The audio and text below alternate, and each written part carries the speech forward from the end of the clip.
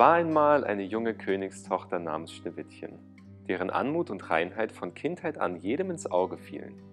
Sie lebte mit ihrem Vater, dem König, in einem prächtigen Palast.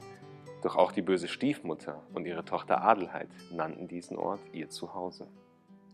Während Schneewittchen mit ihrer außergewöhnlichen Schönheit und ihrem reinen Herzen das Licht des Palasts erstrahlen ließ, zog die Stiefmutter Adelheid vor.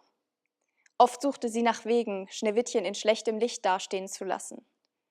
Als Adelheid eines Tages eine kostbare Vase zerschlug, war es das unschuldige Schneewittchen, welches die Schuld auf sich nahm und den Tadel des Königs ertrug. Obwohl der König Schneewittchen innig liebte, weil es ihn an seine verstorbene Ehefrau erinnerte, konnte er die Intrigen der Stiefmutter nicht durchschauen. Eines finsteren Tages fasste die Stiefmutter dann einen grausamen Entschluss. Sie befahl den Jägern Peter und Franz, Schneewittchen tief in den Wald zu führen und sie in den Schlangenbrunnen zu werfen. Doch als das Unheil seinen Lauf nehmen sollte, geschah ein Wunder. Zwerge aus einem nahen Bergwerk kreuzten ihren Weg und retteten die Königstochter vor ihrem Schicksal. Die Jäger kehrten mit einem Stück ihres Kleides zum Palast zurück und behaupteten, Schneewittchen sei von Wölfen verschlungen worden. Die Zwerge brachten Schneewittchen auf einen gläsernen Berg, der für Menschen unerreichbar war. Dort lebte sie glücklich und wuchs allmählich zu einer jungen Frau heran. Der Zwergenkönig Katalum gab ihr sogar seinen Namen, damit sie ihn in größter Not rufen könne. In der Zwischenzeit suchte ein Prinz aus dem Nachbarreich nach einer Gemahlin. Als Katalum ihm ein Bildnis von Schneewittchen zeigte, erkannte er in ihr seine Kindheitsfreundin wieder und fasste den Entschluss, um ihre Hand anzuhalten. Die Stiefmutter erfuhr von dem Bild und erkannte, dass Schneewittchen noch lebte.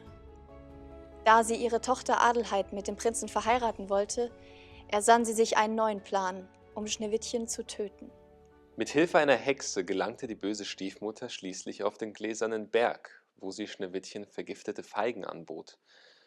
Die Königstochter biss arglos hinein und sank leblos zu Boden. Mit letzter Kraft rief sie den Namen des Zwergenkönigs.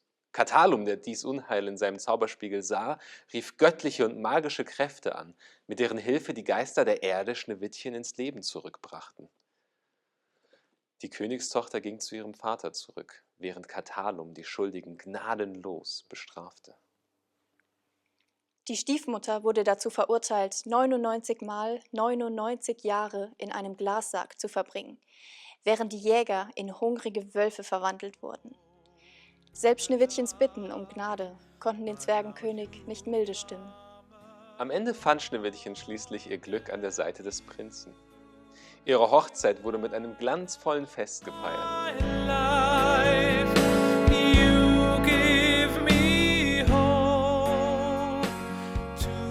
Und der Vater, der seine Tochter nun wieder in die Arme schließen konnte, empfand eine Freude wie nie zuvor.